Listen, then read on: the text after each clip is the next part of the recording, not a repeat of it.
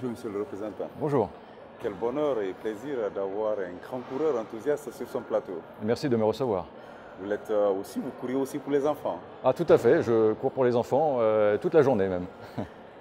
Mesdames, Messieurs, bonsoir. Ce soir, nous recevons un passionné de l'Afrique, Monsieur Marc Rubin, qui a parcouru le continent d'ouest en est. En ce moment, il est en Guinée, à Conakry, comme étant le représentant de l'UNICEF dans notre pays. Monsieur Marc est avant tout un grand expert des questions de droits de l'enfant. Et justement, en prélude à la célébration de la journée de l'enfant, nous l'avons invité sur ce plateau pour débattre avec lui de la problématique de l'enfance dans notre pays, mais aussi voir comment promouvoir, comment l'UNICEF fait la promotion du leader qui se cache en l'enfant. Bienvenue à ce autre numéro de l'entretien de Coloma.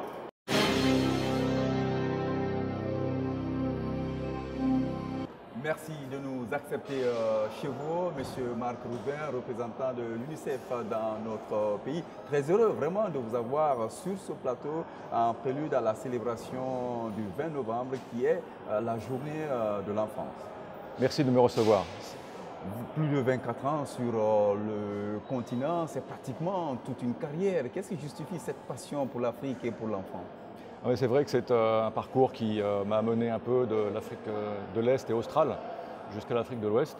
Et c'est une passion surtout pour les droits de l'enfant et des opportunités immenses, des opportunités qu'offre le continent et les pays dans lesquels j'ai traversé, y compris la Guinée. Et donc c'est ces opportunités qu'il faut saisir. Vous venez dans un pays qui a vu vraiment l'UNICEF, la structure aujourd'hui que vous représentez en Guinée, très active sur le terrain et un peu partout dans les médias. Mais ces derniers temps, on voit un peu de ralentissement, moins d'action sur le terrain. Est-ce que c'est parce qu'on appréhende mal ou bien c'est une orientation stratégique de l'UNICEF aujourd'hui? Vous savez, nous sommes passés, le pays est passé à travers la tourmente de l'Ebola et dans ces cas-là, il faut avoir des actions qui sont peut-être plus visibles, des actions dans le domaine humanitaire. Les actions maintenant que nous menons dans cette période de recouvrement, ce sont des actions plus structurelles. Ce sont des actions qui veulent s'atteler à adresser les causes de ce qui a amené l'Ebola. Et donc, ce sont des actions que nous menons à travers les partenaires, le gouvernement et à travers d'autres partenaires. Et donc, je ne dirais pas que c'est peut-être moins visible, en tout cas, c'est plus structurel, c'est des actions qui sont plus dans le développement. L'UNICEF, c'est une organisation des Nations Unies dont le mandat est la protection et la promotion des droits de l'enfant. Et donc, c'est notre objectif de le faire bien, de ne pas forcément le faire d'une façon que ça soit visible, mais que ça soit efficace avec des résultats. Est-ce qu'il y a de nouveaux champs qui sont explorés, des champs d'action? Alors, les champs d'action, vous savez, c'est quelque chose de très important qu'il faut voir d'une manière intégrée. Il y a différents domaines qui sont prioritaires et il faut les adresser au niveau des politiques publiques, du développement des systèmes, du système d'éducation, du système de santé et au niveau communautaire. Donc c'est les trois niveaux essentiels. Le premier peut-être volet que je voudrais développer, c'est au niveau de l'éducation. Vous savez qu'en Guinée, il y a moins de 43% des enfants qui sont en âge de rentrer en sixième, dans le primaire, qui rentrent dans le primaire. Donc on a environ 1,5 million d'enfants de 6 à 16 ans qui ne sont pas scolarisés. Donc c'est vraiment un défi, puisque l'éducation, c'est la base même du développement. Donc l'UNICEF, avec ses partenaires, mène différentes actions, y compris le développement donc, du programme décennal de l'éducation en Guinée, qui va être vraiment la stratégie nationale sur les 10 prochaines années. S'assurer que les écoles donnent une éducation de qualité avec la formation des directeurs, la formation des enseignants, la mise en place de groupes d'enfants qui vont gérer eux-mêmes leur école, l'eau, l'hygiène, l'assainissement, l'éducation des filles qui est un domaine exceptionnellement important. Peut-être terminer aussi sur ce sujet, sur la petite enfance et le préscolaire. Vous savez qu'en Guinée, moins de 10% des enfants entre 3 et 6 ans sont préscolaires. Et c'est là que 80% du développement du cerveau de l'enfant, futur citoyen de la Guinée, se fait. Donc c'est vraiment une priorité nationale, je pense, d'adresser le préscolaire en Guinée. Donc ça, c'est le premier grand volet d'intervention. Le deuxième grand volet, c'est la protection tout ce qu'on appelle protection de l'enfant, c'est-à-dire en Guinée, il y a encore 25% en 2016 d'enfants qui ne sont pas enregistrés à l'état civil. Donc ces enfants n'ont pas d'identité. On peut dire qu'ils n'existent pas au regard de l'État, du pays. Plus de la moitié des femmes en Guinée ont été mariées avant 18 ans. Et une fille sur 5 a été mariée avant 15 ans. Beaucoup d'enfants qui sont en contact, en conflit avec la loi, ne sont pas dans des structures judiciaires qui sont aptes à les accueillir. Donc tous ces domaines-là, l'UNICEF avec ses partenaires aussi mène les actions à travers le gouvernement, à travers les communautés locales, pour adresser tous ces domaines-là dans des programmes mais ça, c'est une action un peu plus globale et très élargie. Vous, en prenant en fonction en Guinée, il y a un peu plus d'une année, qu'est-ce que vous êtes fixé comme défi, priorité vraiment à atteindre avant peut-être vos 3 ans ou 4 ans, on ne sait pas? Alors le défi, c'est déjà de pouvoir faire en sorte d'assurer la scolarisation de plus d'enfants, avec une priorité sur les filles, de pouvoir s'assurer que le taux d'enregistrement des naissances et l'état civil augmente, de faire en sorte que le système de santé, en général les systèmes communautaires, soient beaucoup plus efficaces pour pouvoir prévenir, continuer à faire en sorte que la mortalité infantile puisse décroître, qu'il y ait davantage d'accès à l'eau, l'hygiène et l'assainissement, qu'on puisse faire baisser aussi les taux de malnutrition chronique. Vous savez que 32% des enfants en Guinée souffrent de malnutrition, de retard de croissance. Donc c'est des enfants qui auront moins de capacité d'apprentissage à l'école. Et pour les filles, plus de chances d'avoir des enfants qui sont prématurés et d'avoir des problèmes à la naissance. Ça c'est des réalités propres à la Guinée ou bien la situation de l'enfance en Guinée est différente de celle des autres pays que vous avez connus? Non, c'est une bonne question.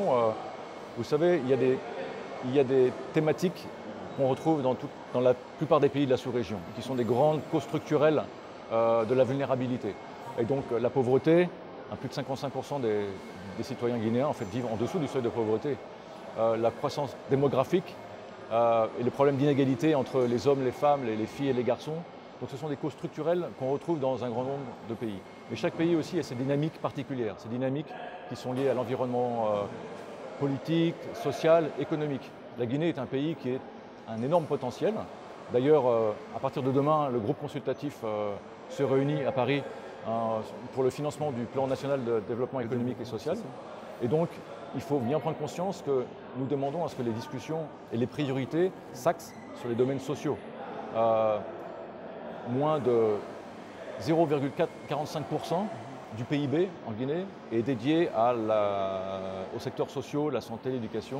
Donc il y a beaucoup d'efforts qui ont été faits jusqu'à présent, mais il faut faire plus d'efforts pour pouvoir financer les domaines qui vont bénéficier à la santé, à l'éducation, au développement et à la protection des enfants, parce que c'est ça qui va produire une Guinée émergente d'une façon durable. Justement, pour atteindre cet objectif, comment vous travaillez avec le gouvernement et les autres partenaires? Alors, notre programme pays est signé par le gouvernement. Nous sommes une agence des Nations Unies, donc d'abord nous travaillons au sein de l'équipe pays des Nations Unies, avec chacune des agences leurs compétences. Avec le gouvernement, on travaille déjà au niveau des politiques publiques. Donc je citais par exemple le Code de l'enfant qui est en développement. Le Code de l'enfant, c'est important, c'est vraiment le corpus de toutes les législations regroupées qui vont faire en sorte que tous les législateurs et même les communautés vont pouvoir appliquer la loi en fonction de l'intérêt de l'enfant. Après, il y a des actions plus au niveau des systèmes. Le renforcement du système de santé avec le ministère de la Santé.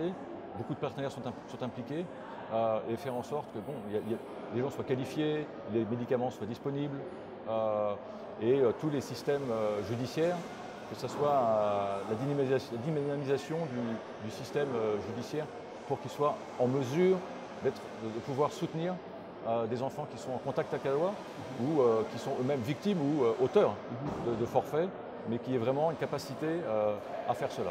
Donc avec le gouvernement, c'est vraiment des actions à tous ces niveaux que nous menons et je pense que c'est la priorité aussi dans les années qui viennent. Sinon, votre regard sur la politique nationale de l'enfance? Voilà, donc le programme national de développement économique et social a un certain nombre de volets. Et il y a des volets spécifiques à l'enfance, comme donc, le Code de l'enfance, où la politique nationale de la protection sociale, qui est générale, mais qui doit aussi viser les populations, les familles les plus vulnérables. Et cet arsenal juridique vous rassure, vous, experts? La volonté et les efforts qui sont faits au niveau des autorités nous rassurent. Il y a quand même eu des progrès qui sont significatifs dans le domaine, par exemple, de l'enregistrement des naissances. Bon, il y a quand même encore 6 ans, plus de 40% des enfants n'étaient pas enregistrés. Aujourd'hui, on est à 25%. C'est encore beaucoup, mais il y a un progrès qui est fait. Dans la mortalité infantile, elle a baissé de 30% en 6 ans. Donc il y a des efforts qui sont faits. Et dans le développement, le plus difficile, c'est le dernier kilomètre. Et c'est ça le plus difficile. Et c'est ça qui prend du temps. Parce que ces communautés, ce sont les plus vulnérables, ce sont celles qui sont les plus éloignées, ce sont celles qui ont le moins de voix. Et c'est celles, si on ne s'adresse pas, ce dernier kilomètre, on ne va pas arriver vraiment à faire décoller la Guinée. Donc c'est ça le défi. Et dans pratiquement 2 jours, là, nous allons célébrer une journée capitale pour les enfants, c'est le 20 novembre, la journée mondiale pour l'enfant. Donc une opportunité encore d'attirer l'attention sur ces questions de droit, sur les questions de promotion, de développement de la personnalité de l'enfant. En Guinée, sur quoi vous allez axer vraiment cette célébration? Vous allez porter cette célébration? Alors, cette année, le thème de la célébration internationale, c'est les enfants prennent les commandes. Qu'est-ce que ça veut dire? Ça veut dire que dans la Convention internationale des droits de l'enfant, il y a des articles dans lesquels l'enfant lui-même a le droit de prendre la parole, de s'exprimer. Vous savez, j'ai avec moi toujours mon petit livret, qui est la Convention internationale relative aux droits de l'enfant. Et donc cette convention internationale, adoptée en 1989. Adoptée le 20 novembre 1989. C'est la convention la plus signée du monde. Tous les pays, sauf 2, l'ont signée. La Guinée était un des premiers pays à l'avoir ratifiée. Et des articles sont clés, dont l'article 12, qui dit que les États parties garantissent à l'enfant de pouvoir exprimer son opinion librement. Ce 20 novembre, on va célébrer donc en donnant la parole aux enfants au sein du Parlement national, au Palais du Peuple. Ils vont pouvoir débattre et s'exprimer avec les parlementaires pour pouvoir faire prendre conscience eux-mêmes de leurs propres problèmes et de pouvoir conscientiser, de pouvoir faire un plaidoyer par rapport aux différentes problématiques que je viens de vous exposer. Donc ça sera le lundi où son Excellence, Monsieur le Président de l'Assemblée nationale et Madame la Ministre de l'Action sociale, de la promotion féminine et de l'enfance vont mener un peu cet événement au nom de tous les enfants de Guinée. Souvent, on se demande comment les organisations internationales réussissent à trouver la voie pour faire passer certaines idées. Les enfants prennent la parole, peut-être dans des sociétés où ça passe plus facilement, mais quand vous avez affaire à une société conservatrice qui a ses codes, qui a ses réalités socio-économiques, là, est-ce que la stratégie de faire avancer les pions ne change pas? Vous savez, je pense profondément qu'une maman ou un papa en Guinée a le bien de son enfant au centre. Donc pour moi, la question c'est, premièrement, comment est-ce qu'on fait en sorte que les familles, les communautés soient en mesure de protéger et de promouvoir le développement des enfants de leur communauté. Donc la première action que nous devons mener, moi je dis nous, c'est l'UNICEF, mais c'est tous les partenaires au développement qui agissent sur l'enfance, sous le leadership du gouvernement, c'est le développement communautaire, à travers la politique de décentralisation. Le deuxième axe, c'est l'éducation. C'est là, l'éducation préscolaire, la primaire, secondaire, c'est là que se forme l'identité, c'est là que se forme la conscience de l'élève et du citoyen. Et donc, ce n'est pas différent ici ou ailleurs. Ici, il y a des défis structurels qui sont importants, mais la priorité, je pense, c'est l'éducation, et l'éducation des filles en particulier. C'est ça qui va faire la différence sur le long terme. C'est ça qui va faire que la Guinée va être une Guinée émergente rapidement. Éduquer les enfants, donner l'opportunité à ceux qui ne sont plus à l'éducation en école de retrouver une formation professionnalisante. Donc pour les enfants et pour la jeunesse, l'emploi des jeunes et l'éducation, c'est vraiment, je pense, c'est ça l'avenir et la priorité nationale qui devrait être. Monsieur Marc Rubin, merci. Et peut-être, comme vous avez eu à nous le faire comprendre à votre prise de fonction, nous vous disons Inouali. Wo Youali.